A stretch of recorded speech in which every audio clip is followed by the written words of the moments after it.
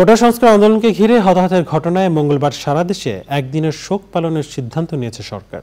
মন্ত্রিসভার বৈঠকে সাম্প্রতিক সহিংসতা নিয়ে স্বরাষ্ট্র মন্ত্রণালয় থেকে প্রতিবেদন উপস্থাপন করা হয়।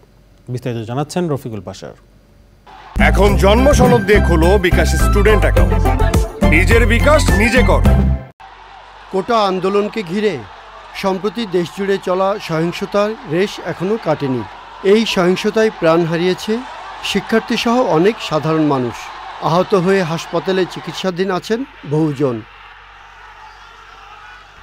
প্রধানমন্ত্রী শেখ হাসিনার সভাপতিত্বে মন্ত্রিসভার নিয়মিত বৈঠকে সহিংসতায় হতাহতদের স্মরণে মঙ্গলবার সারা দেশে শোক পালনের সিদ্ধান্ত হয়।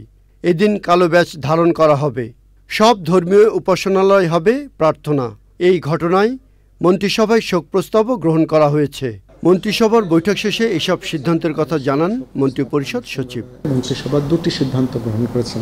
একটি হলো ওই দিনের ঘটনায় যারা নিহত হয়েছেন, ওই কোটা আন্দোলন নিয়ে যারা হতাহত ঘটনায় যারা নিহত হয়েছেন তাদের জন্য একটি শোক প্রস্তাব গ্রহণ করেছেন।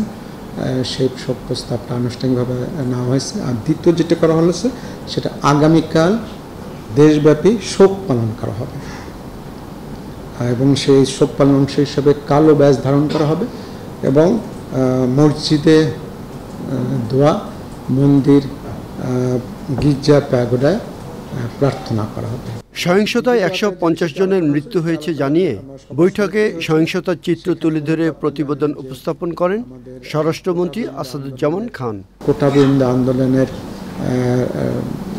নিয়ে যে পরিস্থিতি সৃষ্টি হয়েছে সেখানে স্বরাষ্ট্রমন্ত্রী মহোদয় তরফ থেকে একটি প্রতিবেদন উপস্থাপন করা হয়েছিল এবং সেখানে অন্যান্য মন্ত্রীগণও তাদের তরফ থেকে বিস্তারিত তথ্য উপস্থাপন করেছেন। মন্ত্রিসভায় এছাড়াও মহেশখালী কুতুবদিয়া সমন্বিত উন্নয়ন কর্তৃপক্ষ আইনের চূড়ান্ত অনুমোদন দেওয়া হয়। এখন থেকে থাইল্যান্ডে সরকারি পাসপোর্টধারীরা অন অ্যারাইভাল ভিসা পাবেন। এ বিষয়ে অনুসমর্থন প্রস্তাব অনুমোদন দেওয়া হয়েছে। বাংলাদেশ ও ভারতের মধ্যে দ্বিপাক্ষিক বিমান চলাচল চুক্তির খসড়া এবং বাংলাদেশ ও কাতারের মধ্যে আইনগত সহায়তা বিষয়ক চুক্তির খসড়ায় অনুমোদন দেয় মন্ত্রিসভা।